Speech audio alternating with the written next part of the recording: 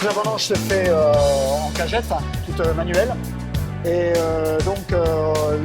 les caisses sont apportées ici et déversées sur une table de tri de façon à séparer les grains pourris, les grains verts, les feuilles, tous les éléments indésirables. Ensuite, donc du tapis, on va aller c'est transporté par tapis élévateur dans un érafloir. Érafloir, éventuellement, on peut faire un foulage, mais bon, c'est pas systématique. Voilà. Et du fouloir, ça tombe donc dans ce cuvon qui est en dessous, cuvon de transfert et qui va permettre d'amener la vendange dans les cuves souhaitées. Individuellement, pour séparer, par cépage, par parcelle. Hein, donc voilà, on fait de la sélection ici.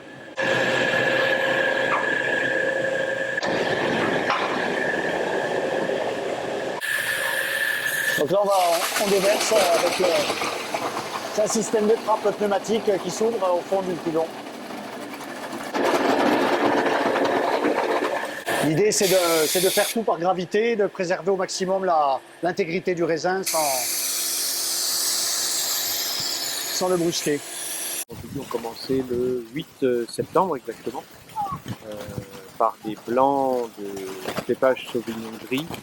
Et là, on termine aujourd'hui, on est le 6 octobre, sur des cépages de Cabernet Sauvignon en cépage rouge. À la fois, on a dû recruter une vingtaine de personnes de l'extérieur, plus des personnels en interne qui représentent un peu une dizaine de personnes environ, pour arriver à tout rentrer à la main avec un travail assez laborieux, assez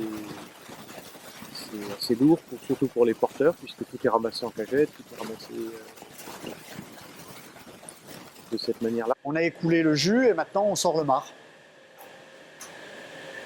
Donc c'est la première cuve qui a été rentrée. Voilà, il y a eu 20 jours de macération. Et entre la fermentation et la macération, il est resté 20 jours en cuve.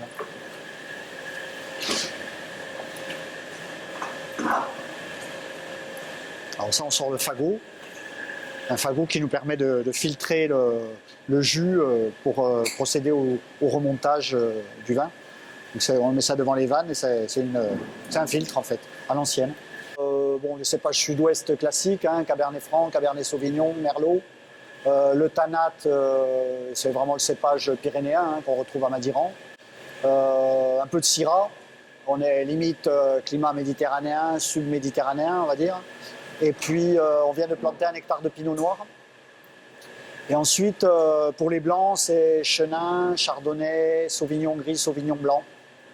Voilà, et Petit Mansin aussi, le fameux cépage qui permet de faire les vins de Jurançon, les moelleux. On a planté aussi 1 hectare l'an passé. Donc, c'est pas encore en production. Ouais, on a à peu près un peu plus de 900 hectolitres. On a un rendement de 36 hectos, 37 hecto-hectares.